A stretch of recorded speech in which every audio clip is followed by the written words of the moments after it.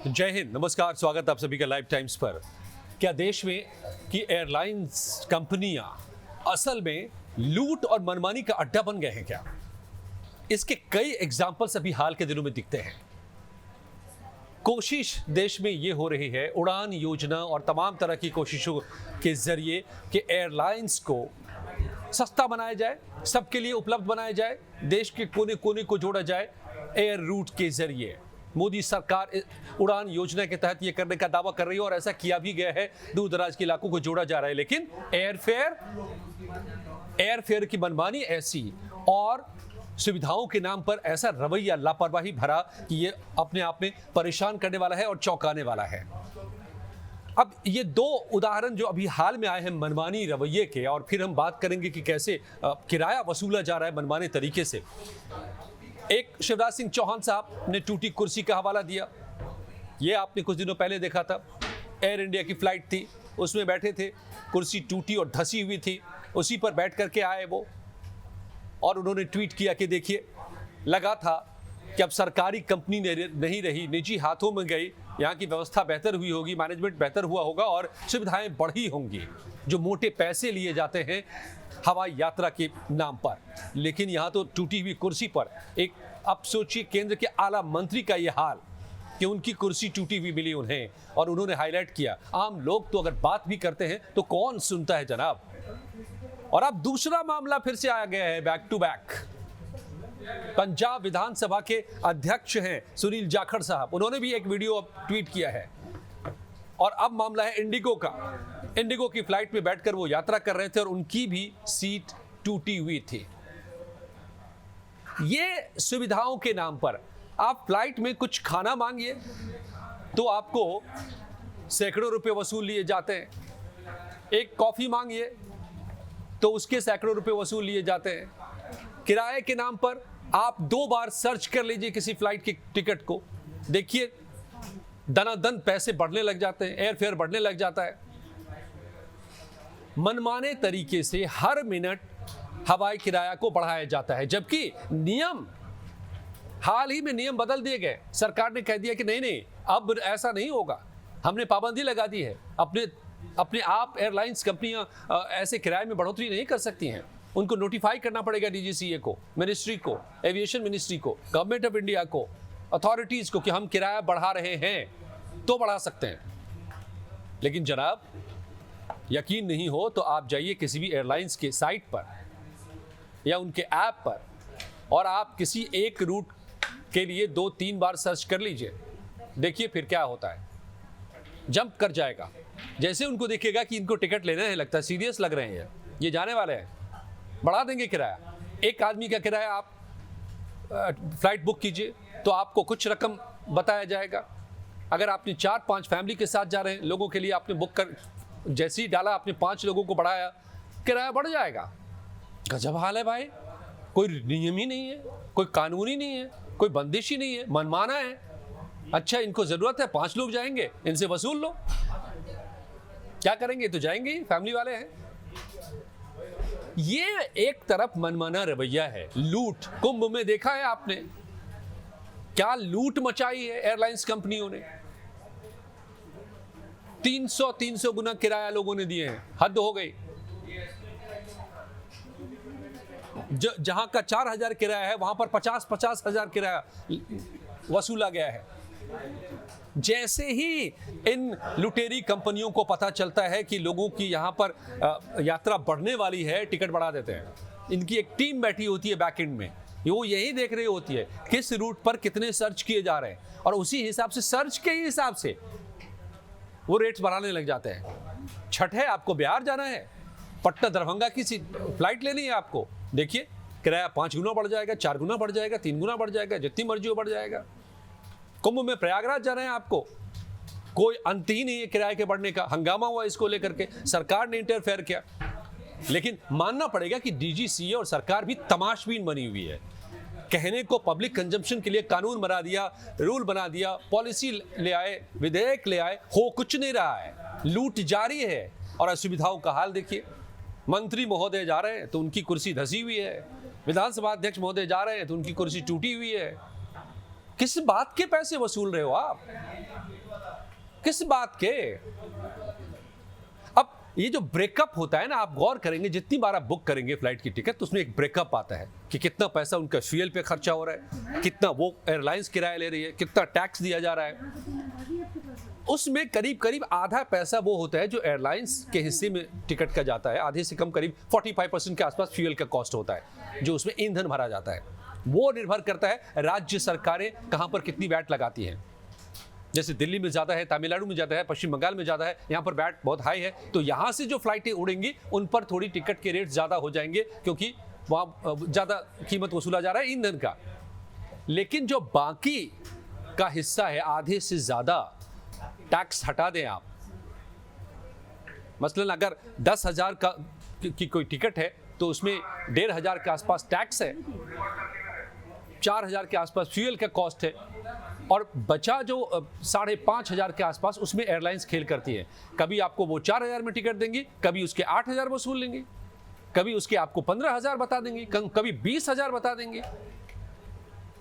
जैसे ही सर्च बढ़ेगा ये मनमाने तरीके से लूटना शुरू कर देते हैं। और ऐसा नहीं है कि ये इनको सरवाइव करने के लिए कि जी बहुत महंगी चीजें हैं, ये हवाई जहाज उड़ाना होता है, इसमें बड़े खर्चे होते हैं, ग्राउंड स्टाफ होता है, हमें पायलट्स को देना होता है, एयर होस्टेसेस को देना होता है, इसलिए लगता है नहीं मोटी कमाई कर रहे हैं ये लूट करके। इसका भी हिसाब निकाला है मैंने, आपको बताता हूं कि ऐसा नहीं है कि ये सरवाइव करने के लिए एयरलाइंस कंपनियां इतने वसूलती हैं, मनमाने तरीके से वसूल लेती हैं। इंडिगो की बात करें हम, खुद इन्होंने खुलासा किया है 2024 का फाइनेंशियल ईयर अभी खत्म हो रहा है, 24-25 जो 23-24 का, इसका प्रॉफिट इनका देखिए 82 बिलियन रुपीस, मतलब 8,200 करोड़ रुपए का मुनाफा है, नेट प्रॉफिट है ये। 712 बिलियन का इनका इनकम हुआ पैसे का, और उसमें से नेट प्रॉफिट खर्चे वर्चे काट करके 8,200 करोड़ कमाया इस एयरलाइंस ने इसी लूट से। आप अकेले जा रहे हैं, 4,500 का किराया होगा, आपने 5 लोगों का टिकट जैसे ही डाला 6,500 हो जाएगा, 7,500 जो मर्जी होगा डाल देंगे बैकेंड में बैठे लोग।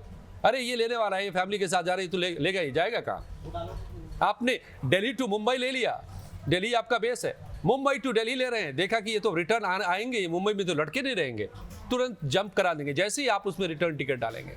मन माना कोई बंदिश नहीं। यही बैठे वहां पर लोग कर रहे हैं रिसर्च कि कौन कहां पर कैसे सर्च कर रहा है, और उस हिसाब से मनमाने तरीके से वसूल लो, और सुविधा के नाम पर टूटी हुई कुर्सी। अब पड़े हैं ये बड़े के, ये भी कम नहीं होते हमारे नेता लोग, आप जानते हैं। तो बड़े वालों से अब इनका पाला पड़ा है एयरलाइंस का, और होना चाहिए, इनको बताया जाना चाहिए कि आप लूट नहीं मचा सकते। प्रॉफिट की छूट आपको दी गई है लेकिन लूट की छूट नहीं है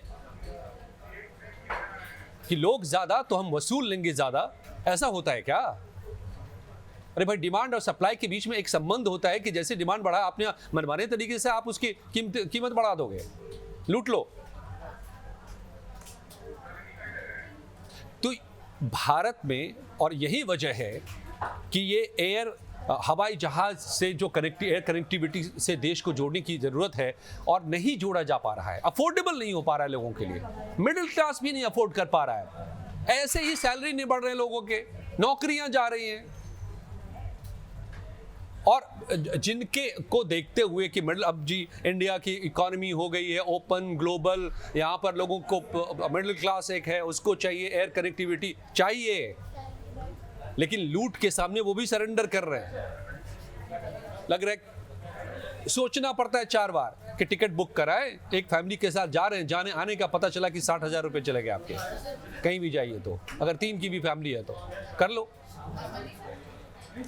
तो ये इसलिए नहीं क्योंकि इतना खर्चीला है हवाई जहाज का मामला, इसलिए कि यहां पर लूट मची हुई है, गदर मचा हुआ है, ब्लैकमेलिंग चल रही है। कौन लगाम लगाएगा इस पर? शिवराज सिंह साहब एक ट्वीट करके बैठ जाएंगे, जाखड़ साहब एक मैसेज करके बैठ जाएंगे, या इस पर कुछ कार्रवाई होगी, लगाम लगाया जाएगा, सीलिंग दी जाएगी कि भैया ये लूट का अड्डा बंद करो, जो वाजिब किराया तुम्हारा बनता है लो, लेकिन लोगों को सुविधाएं दो। ये सारे ऑपरेट करेंगे उसी रूट पर जहां पर डिमांड होगा। जहां थोड़ा भी कम डिमांड है नहीं ऑपरेट करेंगे, ये नहीं चलाएंगे अपने हवाई जहाज को। क्यों जी, हमें घाटा हो जाएगा, हम नहीं जाएंगे। और जिन रूट्स पर डिमांड है वहां पर ये आपसे मनमाना तरीके से वसूल करते रहेंगे। तो साफ तौर पे दो बातें होनी चाहिए कि भैया तुम अगर इतने पैसे वसूल रहे हो तो सुविधाएं दो, टूटी हुई कुर्सियां ना दो, लोगों की बात सुनो। एक प्लास्टिक स्माइल के साथ तुम सबका स्वागत कर लेते हो एयरक्राफ्ट में, ये कोई सुविधा नहीं होती है। पीने का पानी मांगो तो ऐसे घूरते हैं, लगता है हवाई जहाज में कि भैया क्या मांग लिया। पीना पानी भी देना इनके लिए आफत रहता है। खरीद लो, हर चीज खरीद लो, बैठो नहीं आपको बेचना शुरू कर देंगे। ये खाने के लिए खरीद लो, ये एयरपोर्ट खरीद लो, वहां भी दुकान लगा के बैठ जाते हैं। आपकी सुविधा से कोई मतलब नहीं। 4 एयर होस्टेस और स्टूवर्ड्स निकलेंगे, बीच में फैल जाएंगे, आप वॉशरूम नहीं जा सकते जनाब, दुकान लगा के बैठ जाते हैं वहां पर भी। हद हो गई है। मतलब हवाई जहाज को बना दिया है जैसे कि जिनके पास पैसे हैं वो जा रहे हैं, अफोर्ड कर सकते हैं तो लूट लो इनसे, सारे पैसे इनके पॉकेट से निकाल लो जिस भी तरीके से हो, और सुविधाएं नहीं देंगे, टूटी हुई कुर्सियों पे भेजेंगे। अरे हद हो गई, मनमाना है, मनमाना रवैया है। तो इस पर लगाम लगनी चाहिए। ये ट्वीट करके केवल शिवराज सिंह चौहान और जाखड़ साहब बैठ न जाएं, इनको बताएं कि आपको व्यापार करने की छूट दी गई है तो नियमों के तहत दी गई है। आप न लूट का अड्डा बना सकते हैं और ना ही जो लूट रहे हैं उसके बदले में सुविधाएं भी नहीं दे, ये नहीं चलने वाला। आपको जस्टिफाई करना होगा और इसके नियम कायदे के तहत आपको किराया वसूलना होगा। मनमाने तरीके से आप नहीं वसूल सकते और उसके बदले में मुनासिब सुविधाएं भी देनी होंगी। आपको क्या लगता है कि ये मनमाना रवैया खत्म होना चाहिए, लूट पर अंकुश लगना चाहिए और एक जस्टिफाइड किराया वसूला जाना चाहिए ताकि ज़्यादा से ज़्यादा लोग हवाई यात्रा का इस्तेमाल कर पाएँ, वक्त बचा पाएँ और आरामदायक तरीके से सफ़र कर पाएँ।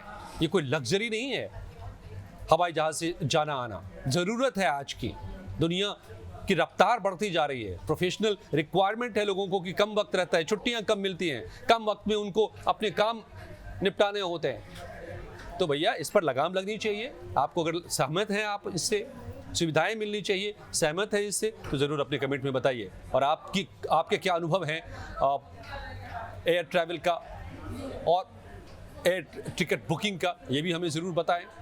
वीडियो पसंद आई हो तो लाइक कीजिए, शेयर कीजिए, सब्सक्राइब कीजिए। धन्यवाद।